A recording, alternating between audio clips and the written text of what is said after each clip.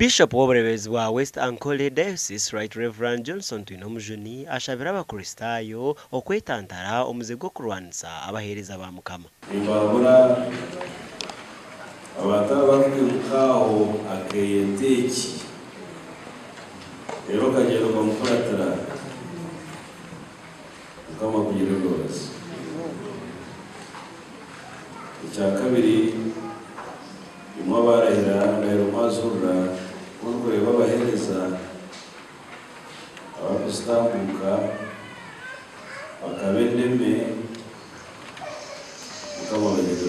aha mukorogu abaheerezi 11 batungire obudinkoni abahure babiri bahindure nkuba kandi mwenda batunga oburuzi bw'enjiri kandi Reverend Obeditor nawe yashaba okukwatanisa n'abakurisitaayo.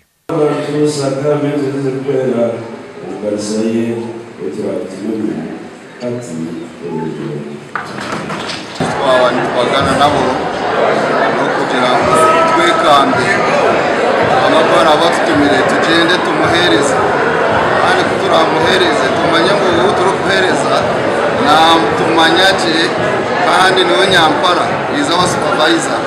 Reverend Canon nawe oburire njiri yizoba agizire ngo abaheereza ba Mukama nibaba bari entumwa za Ruhanga. Abaheereza abatungire emyoga yo kuheereza Mukama basimire Ruhanga ahabwo kubaheereza ekitiinisa cyo kuheereza. Nyowe Junior Twire yendayira omumazima korobera omureberezi wa West Ankole Diocese kuko ebigambo birungi ebiyumbe bikano nebirukuragira. Ebyo bikiri aho abakurisitaayo b'oburisa bwa Muhwinju omu busabadikono bwa Kigaya omu diocese ya Bunyoro Kitara omu district ya Kikube bariyo nibaronda obuhwezi bwa miliyoni 10 zo kumarira ekanisa okuhika aha rurengo rw'okushororo.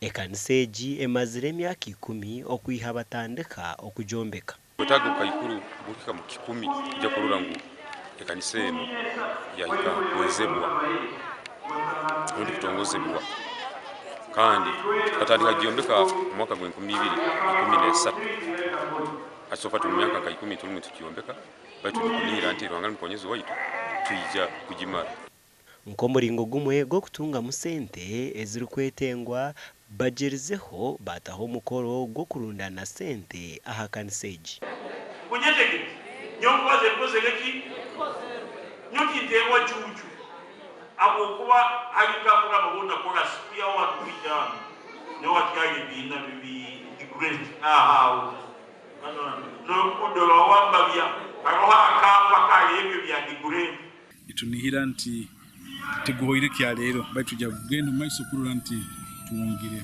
okusagika omumirimo yo kuombeka tewo mukiro kimu ngurundo ragimara kya lero. Abakurisitaayo abaresire ebintu ebirumwente ezirugiremu miliyoni 2 embuzi nebindi kandi omukoro guhwire barundine sente ziri kurenga omuri miliyoni 10. Gashakwa Abraham Muganzi na Ambrose Nwagaba Katoto.